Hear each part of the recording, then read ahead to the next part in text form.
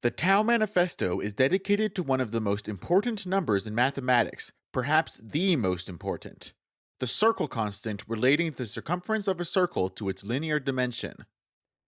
For millennia, the circle has been considered the most perfect of shapes, and the circle constant captures the geometry of the circle in a single number. Of course, the traditional choice for the circle constant is pi. But as mathematician Bob Pillay notes in his delightful article, Pi is Wrong, pi is wrong. I'm Michael Hartle, and I published the original version of the Tau Manifesto on Tau Day 2010. This video version of the manifesto is the result of a collaboration between me and Suji, the creator of the animations you see here. As you just heard, Suji and I will both be narrating, and we hope we can show you that, in the words of the great John Conway, one of the most creative mathematicians of modern times, 2 pi is obviously the correct constant. We begin repairing the damage wrought by pi by first understanding the notorious number itself. The traditional definition for the circle constant sets pi equal to the ratio of a circle's circumference to its diameter. The number pi has many remarkable properties, and its presence in mathematical formulas is widespread. It should be obvious that pi is not wrong in the sense of being factually incorrect. The number pi is perfectly well defined, and it has all the properties normally ascribed to it by mathematicians. When we say that pi is wrong, we mean that pi is a confusing and unnatural choice for the circle constant. In particular, a circle is defined as the set of points of fixed distance, the radius, from a given point, the center. While there are infinitely many shapes with constant width, such as this one rolling across the screen, there is only one shape with constant radius. This suggests that a more natural definition for the circle constant might use r in place of d. Because the diameter of a circle is twice its radius, this number is numerically equal to 2 pi. Like pi, it is transcendental and hence irrational. And as we'll see later, its use in mathematics is similarly widespread. In Pi is Wrong, Bob Pillay argues persuasively in favor of the second of these two definitions for the circle constant, calling it one turn, and in my view, he deserves principal credit for identifying this issue and bringing it to a broad audience. The Tau Manifesto is based on the proposition that the proper response to pi is wrong is no, really. And the true circle constant deserves a proper name. As you may have guessed by now, the Tau Manifesto proposes that this name should be the Greek letter tau. Throughout the rest of this manifesto, we will see that the number tau is the correct choice, and we will show through usage and by direct argumentation that the letter tau is a natural choice as well.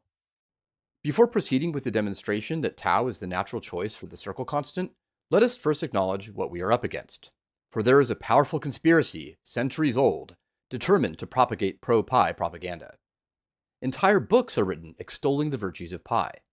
I mean, books! And irrational devotion to pi has spread even to the highest levels of geekdom. For example, on Pi Day 2010, Google changed its logo to honor pi. Meanwhile, some people memorize dozens, hundreds, even thousands of digits of this mystical number. What kind of sad sack memorizes even 40 digits of pi? 3.14159265358979323846264 33832795028841971. That's as many as I know. My name is Michael Hartle, and I'm a nerd. Truly, proponents of tau face a mighty opponent. And yet, we have a powerful ally, for the truth is on our side. We saw earlier that the number tau can also be written as 2 pi. As noted in Pi is Wrong, it is therefore of great interest to discover that the combination 2 pi occurs with astonishing frequency throughout mathematics. For example, consider integrals over all space in polar coordinates. The upper limit of the theta integration is always 2 pi. The same factor appears in the definition of the Gaussian distribution, and again in the Fourier transform.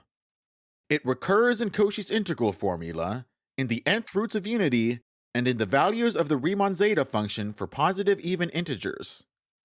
These formulas are not cherry-picked. Crack open your favorite physics or mathematics text and try it yourself. There are many more examples, and the conclusion is clear. There is something special about 2 pi. To get to the bottom of this mystery, we must return to first principles by considering the nature of circles, and especially the nature of angles. Although it's likely that much of this material will be familiar, it pays to revisit it, for this is where the true understanding of tau begins. There is an intimate relationship between circles and angles. Since these concentric circles have different radii, the lines cut off different arc lengths, but the angle theta is the same in each case. In other words, the size of the angle does not depend on the radius of the circle used to define the arc. The principal task of angle measurement is to create a system that captures this radius invariance. Perhaps the most elementary angle system is degrees, which breaks a circle into 360 equal parts. One result of this system is this set of special angles, familiar to students of trigonometry. A more fundamental system of angle measure involves a direct comparison of the arc length s with the radius r. Although the lengths here differ, the arc length grows in proportion to the radius, so the ratio of the arc length to the radius is the same in each case. This suggests the definition of radian angle measure. This definition has the required property of radius invariance, and since both s and r have units of length, radians are dimensionless by construction. The use of radian angle measure leads to succinct and elegant formulas throughout mathematics. Naturally, the special angles shown here can be expressed in radians, and when you took high school trigonometry, you probably memorized the special values shown here. Now, a moment's reflection shows that the so-called special angles are just particularly simple rational fractions of a full circle. This suggests revisiting the definition of radians, rewriting the arc length s in terms of the fraction f of the full circumference. Looking at this equation, we see that there's a factor of c over r, which is simply the definition of tau. Notice how naturally tau falls out of this analysis.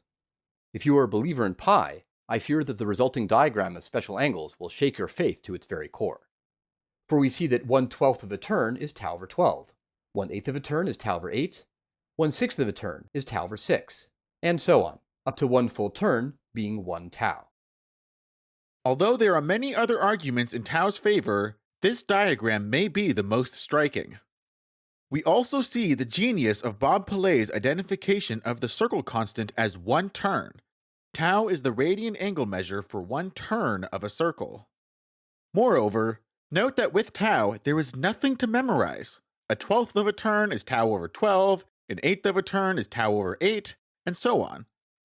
Using tau gives us the best of both worlds by combining conceptual clarity with all the concrete benefits of radians. The abstract meaning of, say, tau over 12 is obvious, but it is also just a number. Finally, by comparing these two diagrams, we see where those pesky factors of 2 pi come from. 1 turn of a circle is 1 tau, but 2 pi. Numerically they are equal, but conceptually they are quite distinct. The unnecessary factors of 2 arising from the use of pi are annoying enough by themselves, but far more serious is their tendency to cancel when divided by any even number. The absurd results, such as a half pi for a quarter turn, obscured the underlying relationship between angle measure and the circle constant. To those who maintain that it doesn't matter whether we use pi or tau when teaching trigonometry, I simply ask you to view these 3 diagrams through the eyes of a child.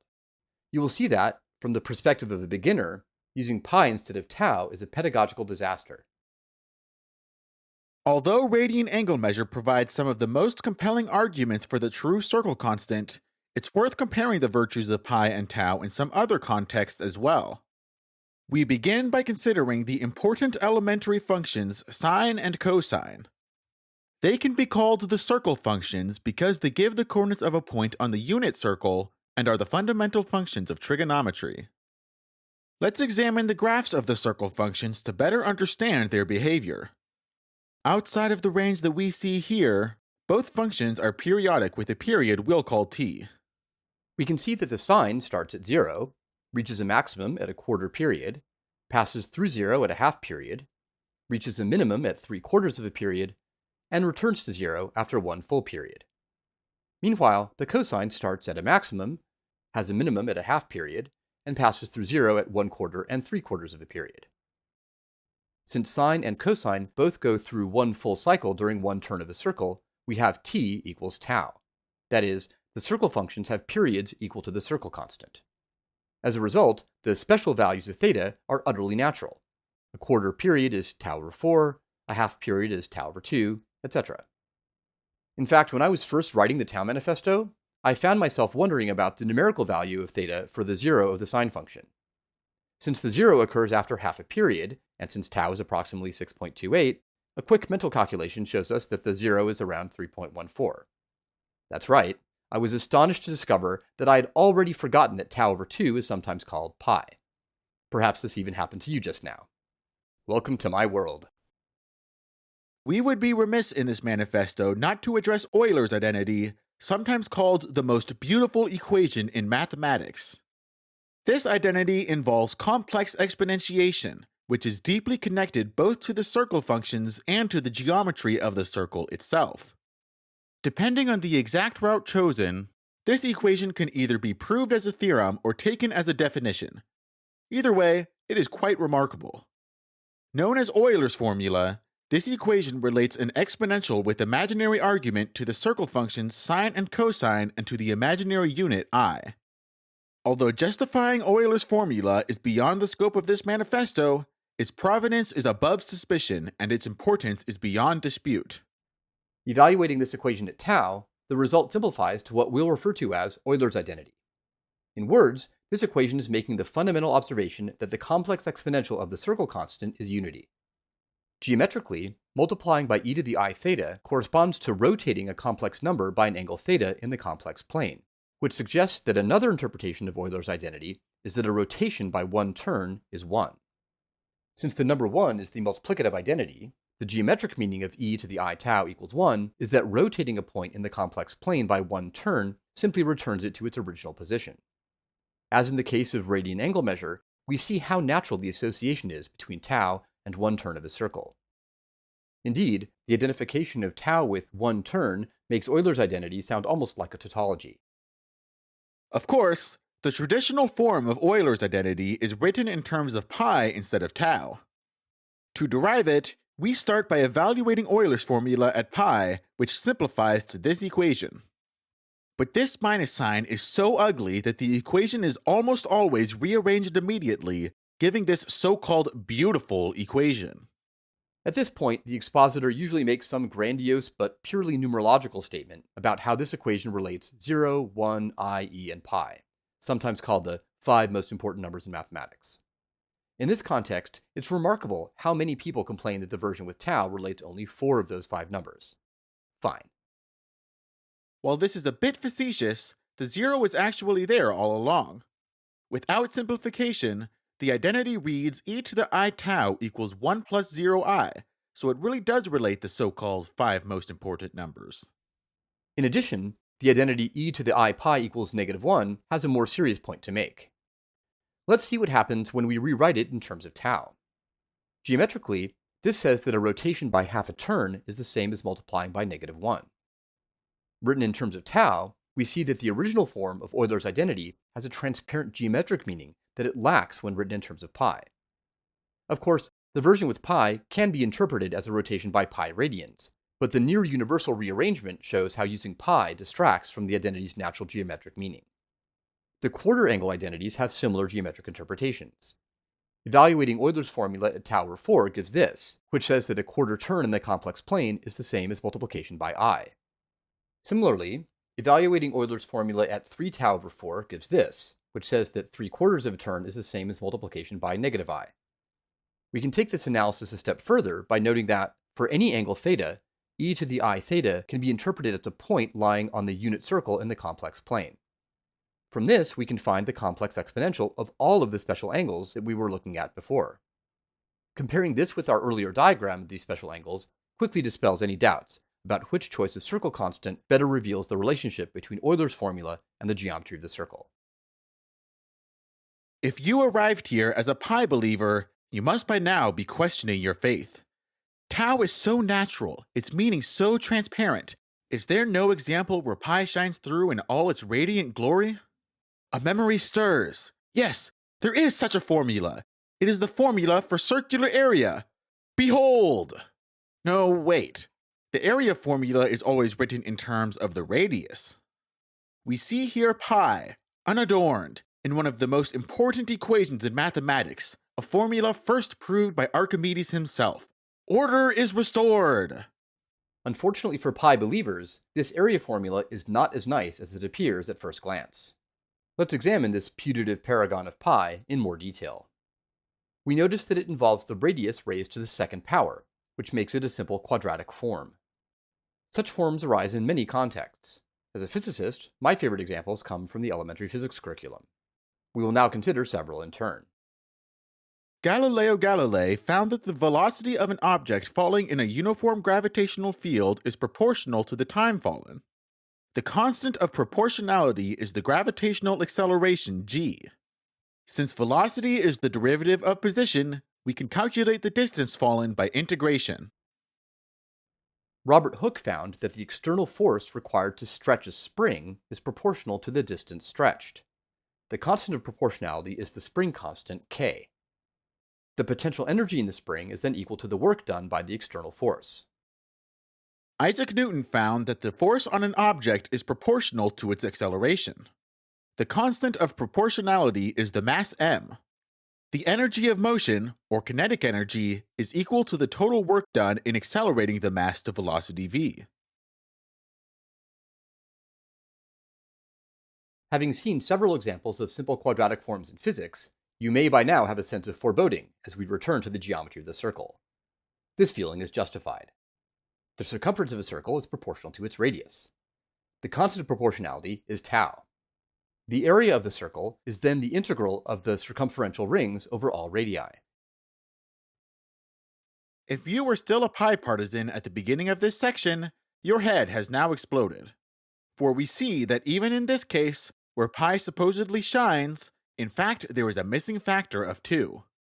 Indeed, the original proof by Archimedes shows not that the area of a circle is pi r squared, but that it is equal to the area of a right triangle with base c and height r.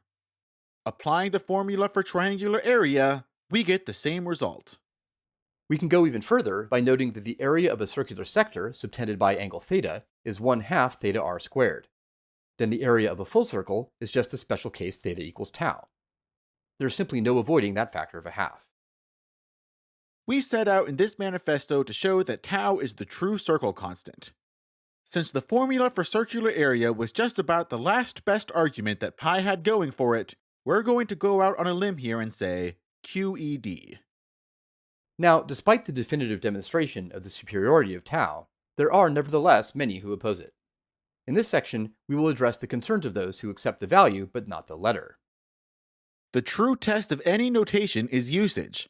Having seen tau used throughout this manifesto, you may already be convinced that it serves its role well.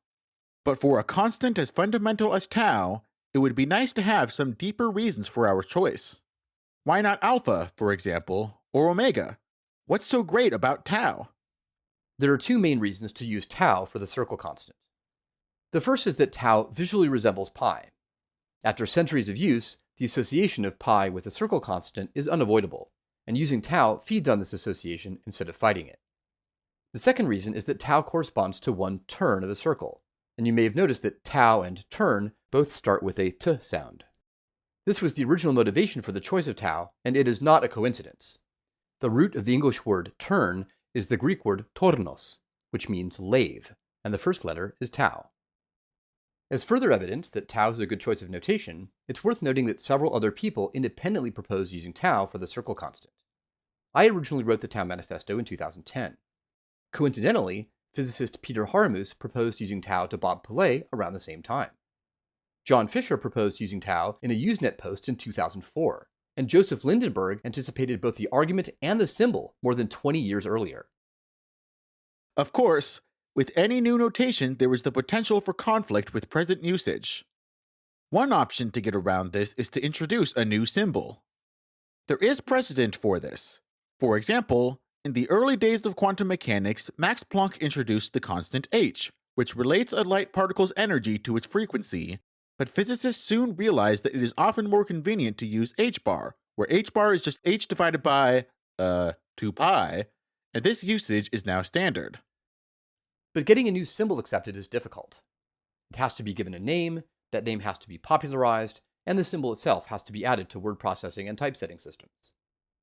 Rather than advocating a new symbol, the Tau Manifesto opts for the use of an existing Greek letter. As a result, since tau is already used in some current contexts, we must address the conflicts with existing practice. Fortunately, there are surprisingly few common uses. Moreover, while tau is used for certain specific variables, like shear stress in mechanical engineering, torque in rotational mechanics, and proper time in special and general relativity, there is no universal conflicting usage. In the specific cases mentioned, we can either tolerate ambiguity or route around the few present conflicts by selectively changing notation, such as using n for torque, tau sub p for proper time, or even something like this for the circle constant itself. By the way, for those who doubt the possibility of such substitutions, note that, for example, the notation n for torque is already used by multiple standard textbooks, including Classical Mechanics by Herbert Goldstein and Introduction to Electrodynamics by David Griffiths. Despite these arguments, potential usage conflicts have proven to be the greatest source of resistance to tau. Some have even flatly denied that tau could possibly overcome these issues. But scientists and engineers have a high tolerance for notational ambiguity, and claiming that tau the circle constant can't coexist with other uses ignores considerable evidence to the contrary. One example of such easily tolerated ambiguity occurs in quantum mechanics, where we encounter this formula for the Bohr radius, which, roughly speaking, is the size of a hydrogen atom in its lowest energy state, where m is the mass of an electron and E is its charge. Meanwhile, the ground state itself is described by a quantity known as the wave function, which falls off exponentially with radius on a length scale set by the Bohr radius, where n is a normalization constant. The so-called problem is that this E and this E are not the same E. The first is the charge on an electron, while the second is Euler's number, the base of natural logarithms. In fact, if we expand the factor of a0 in the argument of the exponent here, we get this, which has an e raised to the power of something with e in it. I want to interject here and mention that when I was first reading the Tau Manifesto, I still didn't notice the problem, even when it was spelled out this obviously. I have no doubt that if a separate notation for the number e did not already exist, anyone proposing the letter e would be told it's impossible because of the conflicts with other uses. And yet, in practice, no one ever has any problem with using e in both contexts above. There are many other examples, including situations where even pi is used for two different things. It's hard to see how using tau for multiple quantities is any different. And it would appear that a lot of people agree. Indeed, since the original publication of the Tau Manifesto, the use of tau to represent C over R has enjoyed robust adoption in several different contexts. For example, tau is supported by the official Google calculator and has been featured in videos from Khan Academy and 3Blue1 Brown. Tau has also featured prominently multiple times in the iconic nerd webcomics Saturday Morning Breakfast Cereal and XKCD. It also changed the time of day that MIT announces its admissions decisions, which is now on March 14 at 6:28 p.m. That is, on Pi Day at Tau time. Tau is also supported by multiple computer programming languages, including Microsoft.NET, Julia, Rust, and Python. When you can fire up a Python interpreter and type from math import tau, it's safe to say that tau is no longer a fringe phenomenon. Finally, Tau's associated holiday, Tau Day, is celebrated annually on June 28 by math lovers all around the world. Searching for Tau Day at Google automatically tells you which day of the week June 28 is in the current year, and the Wall Street Journal even once ran an article about Tau Day featuring a picture of me and original Pi is Wrong author Bob Pillay proudly wearing our official Tau shirts. In short, tau has clearly gone mainstream. There's no stopping Tau now.